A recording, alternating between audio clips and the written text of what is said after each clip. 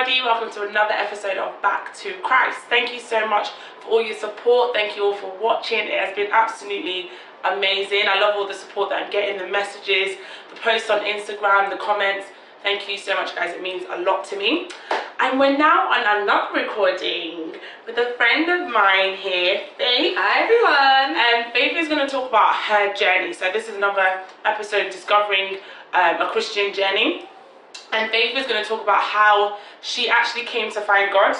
So for her, I guess it's talking about where she started, where she is now, and where she sees herself in years to come. Yes. But obviously everyone has a story to tell.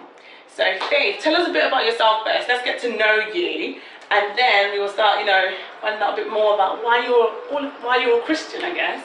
Well, my name is Faith. I'm a mum to a beautiful 11-year-old who's standing behind me. And yeah, I'm just your everyday girl. I'm a HR professional, and yeah, I'm a Christian. Yay!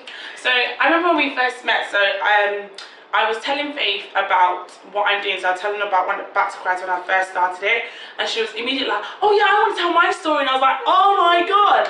Because literally the night before, I remember praying and being like, "God, who am I going to put on my show? Like, giving me the show, and I actually have no idea who I'm going to put on it." And then you just were like, "Oh yeah, I want to be on. I want to tell my story." And I was like, "Oh, thank God! Like, that's such a blessing." So you're here now telling your story. Yeah. So, we finally arranged Definitely. it. So tell us a bit about your life before you were Christian. So what was the faith of the non-Christian faith, shall I say? Well, I've always been a Christian, if you like, because my parents are Christians, and we always went to church and everything else. But I never felt connected to it. I just went because mum and dad took us to church. Yeah. And the churches we were going to at the time, they were very much judgmental. Okay. As far as I was concerned. Yeah, yeah. And that didn't sit right with me. So for the longest time, I felt so disconnected, and there was a point in my life where I didn't really go to church. Okay. And then when I had my daughter, quite young, and when I had my daughter, I thought, as much as I didn't feel connected to the churches I was going to, I believed in God. Okay. And I knew it was very important for me to give that to my daughter, because I feel like the best thing my parents did was to introduce me to Christ. Okay. So I thought that it was very important for her to have that foundation as well. So I went to a Church of England church, and you know what, I'm not sure whether you've been to a Church of England church before. It's quite boring. Yeah. It's very, especially if you're used to Pentecostal churches. Yeah. Because Pentecostal church is very lively. There's the praise and worship, like the music and everything. It's very different, very, very different. Exactly. So it was really boring, and I was like, you know what? I'm only doing this because I'm taking my daughter. I want to introduce her to Christ. Yeah, exactly. And I felt like it was a bit forced, so I stopped going to church. But obviously we were praying at home, and I was going to church from time to time, but not religiously. So my sister, who's now in Australia at the Hillsong College studying biblical studies, she went to America to work in a camp, Christian camp. Yeah. I mean, she believed in God, but she wasn't like me and my eldest sister, where we were more prayerful.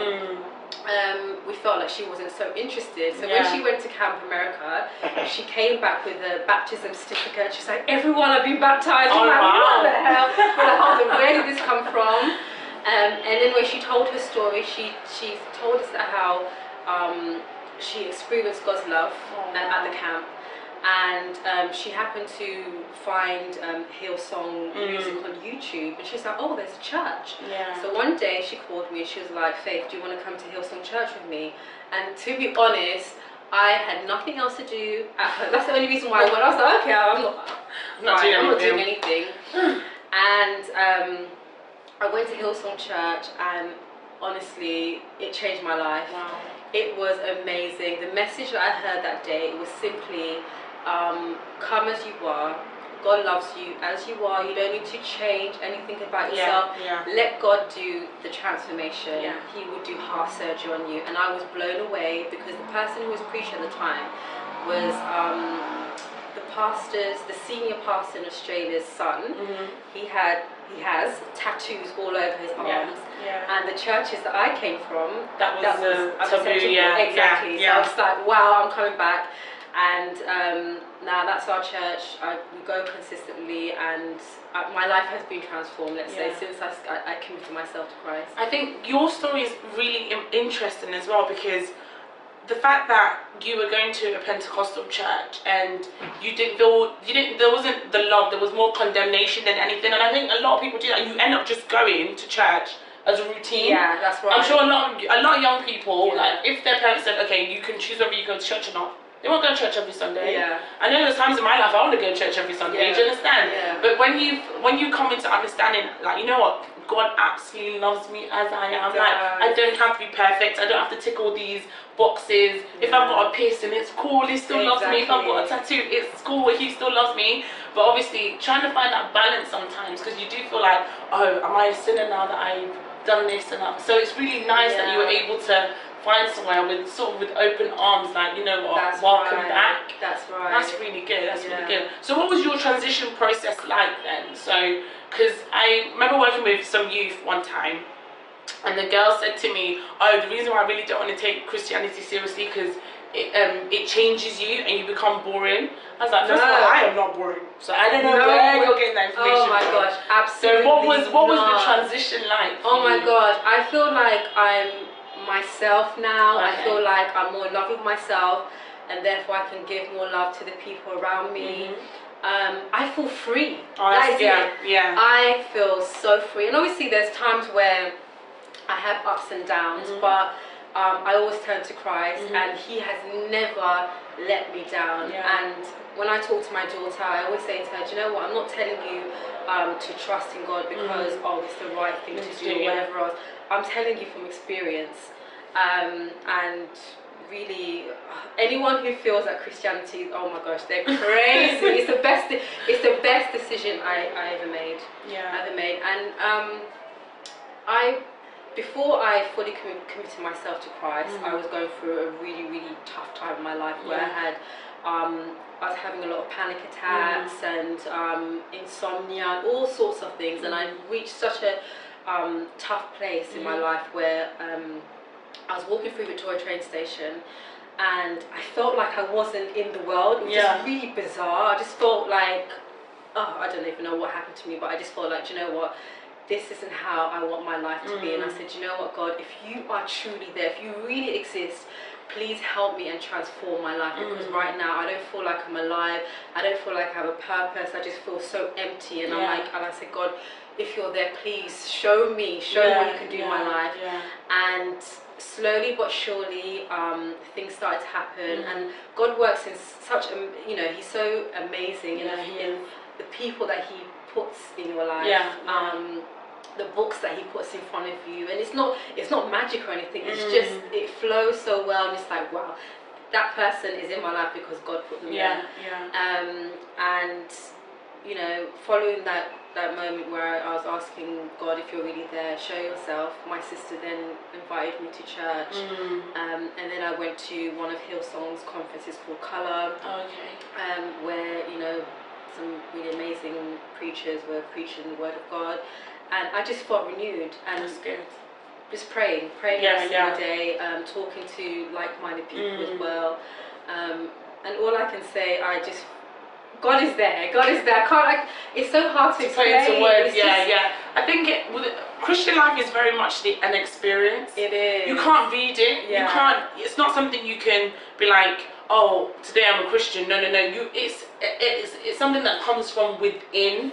So it's hard. Sometimes when you're trying to explain to people, you're like, it's hard to put it into words, because it's like, to be fair, the Bible does say taste and see that the Lord is good, so you have to actually physically go into it. I like the fact that you mentioned how you were at a low point in your life, and you said, God, if you're there, save me from my situation, help me out. Because a lot of people would say, oh, okay, fair enough, your life changed, but isn't that a result of coincidence? How do you know it was God? Definitely, no way, no coincidence. It was God, I'm telling you. I think, again, it's hard to explain, but the actions I was taking, like reading the Bible and praying, and being still, these are all practices that Christians do. And when you know something to be so true, and the things that I've prayed for, I can give you so many examples. I mean, I used to work in Totteridge in Whetstone, which is about an hour away from here. Okay. And for the longest time, I prayed for a job in Victoria, and I was so consistent with that prayer, and that prayer came to pass.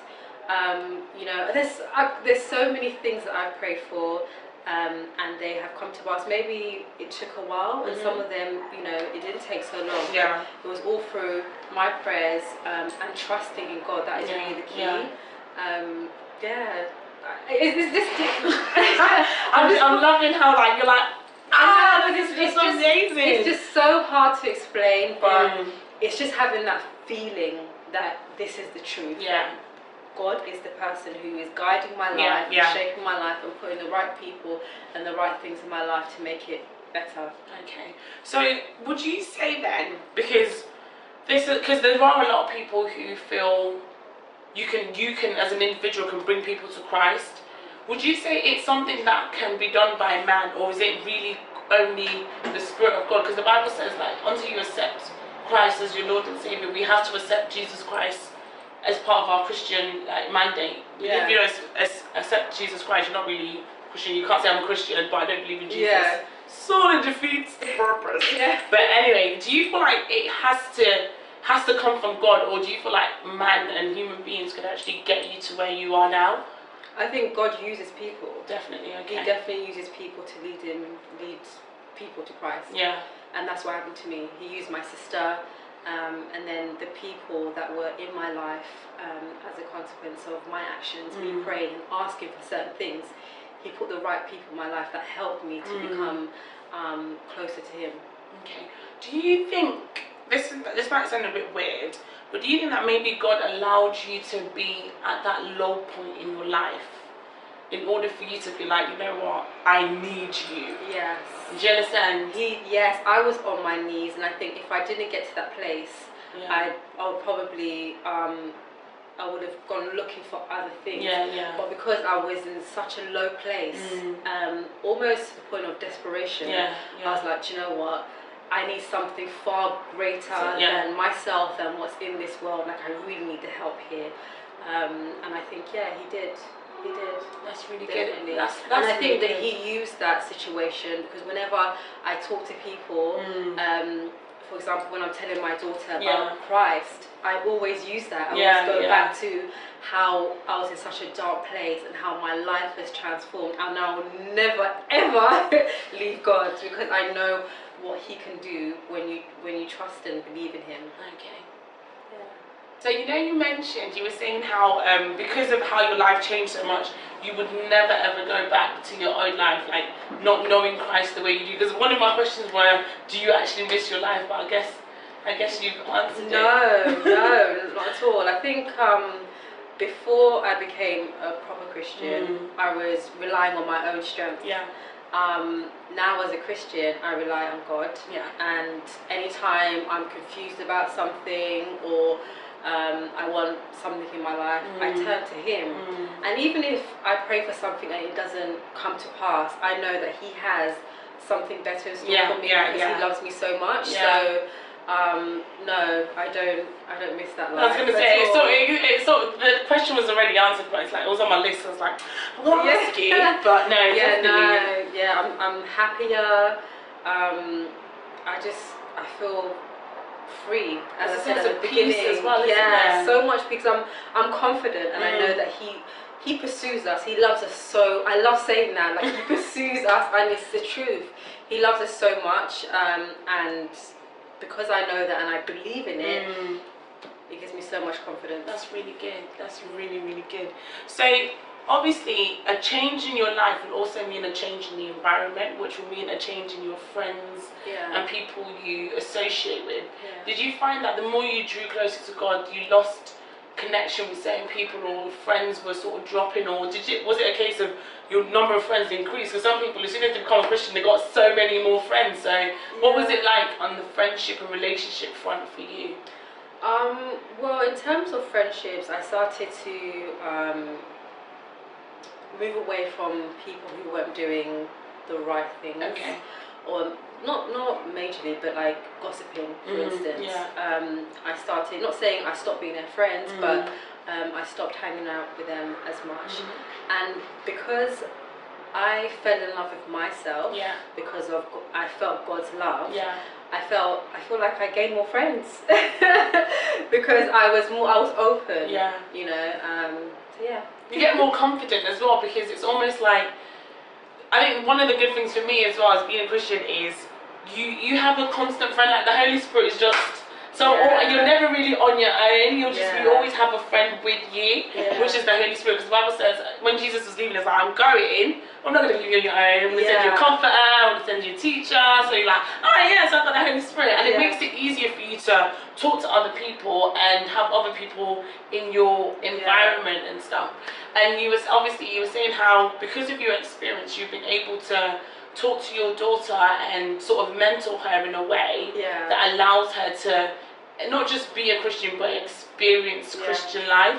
How would you advise other mums to take that same step, so that it's not a case of the way we were sort of, most of us were brought up, especially our generation, is, oh, you go to church on a Sunday because everybody's going to church on a Sunday. It's not optional. So how would you advise other parents and other mummies out there and daddies as well to encourage their children to experience God rather than just do it as a routine? Okay. I think firstly, to be a good example, you know, try and do the right thing. We're not perfect, but try and do what's right. We're all intelligent human beings. We know what's right and what's wrong. So doing the right thing, and also giving examples, be open. As I said earlier, I've told my daughter about my experience before as a Christian. And day to day, I always, you know, if there's something profound that's happened in my life, even the littlest things, I say that's God, you know. And she asks me, oh, how do you know? And I explain to her. And make sure you go to a good church, a God that teaches about God's love, not about following these religious practices. That's really important, especially for young people. That's what put me off. All these rules and boundaries, you feel really restricted. Whereas the church I go to, it talks about God's love, and that's so freeing, because the more you become closer to God, you want to do the right thing naturally. So when I started going to church, I didn't say, okay, right, I'm going to stop doing this and that. No, I went to church, I was praying, and over time I've become a better person, and not because I was consciously saying, okay, I'm not going to do this and that. It was God changed my life. I'm happy you said that, actually, because I think a lot of people always get scared that as soon as they take God seriously, their life literally goes from 0 to 100. And it's like, no, it's a transition process. Like you will sort of develop this longing and this love for God, which for some reason a conversation for an hour just no longer, you're like, I don't like it, or certain things that you were doing before, you just and it's not a case of, alright, so yesterday I wasn't a Christian, now I'm a Christian and I'm not talking to anybody, I'm just going to sit in my room with my Bible. It's not like that. You just like you said, you become who you're meant to be. You start coming into your purpose, and that sometimes requires dropping a few friends or not getting involved in drama or bickering or arguing. And that's gonna, like you said, for the parents as well, being an example. Because I think for young Christians, they don't have many good Christian examples. You have your mum and dad saying one thing, and then doing the other, like, oh, don't you dare lie. And then the phone's ringing, tell them I'm not here. And it's like, Mom, you just said not to lie. Do you understand? So having that sort of relationship, and like you said, being open. Because I feel like if we are open with one another, then we can really learn. You can learn from her, and she can learn from you as well, because it's open dialogue and also referencing everything to Christ. Like, that was God. Do you understand? And little things as well. So making them think, you know what, God isn't just dealing with the bigger things in life. He actually cares if you're dehydrated on a Monday. He's actually bothered about even the smaller things. So that's definitely really good. So we have Faith's little girl here. Will you introduce yourself? I'm Precious. Yes, you are. And I am 11 years old. Okay. And I am a young Christian. You are a young Christian. That is so good. And the reason I've got Faith speaking today is actually because when I came in and we were setting up and I was telling her, she's like, so what are you talking about? And I was telling her, and she was like, oh, I've heard that story so many times. And I was like, I'm sure you have. So I thought, you say you've heard that story so many times. How has it encouraged you as, because remember, Faith is only, Precious is only 11. So how has it encouraged you as a Christian hearing your mum's story? Well, it's helped me to understand about God and what our purpose is to do on this earth. Yeah. So when she explains it to me, when I feel like doubtful and I don't really have that, I don't really think that it's going to work, or when I pray he's not going to answer my prayer, I always ask her, and she tells me, because she's my God Bible, she's my human Bible. Oh, that's amazing. So I've got a long way to go, but that's really good. That's really good. Do you know what? Sorry, Precious. You just reminded me. So beginning of October, we were waiting for her secondary school application outcome, and so that was due to come out on October the 1st, I believe. And the day before, Precious said to me, I don't know if God's going to answer, because we had been praying for this for ages.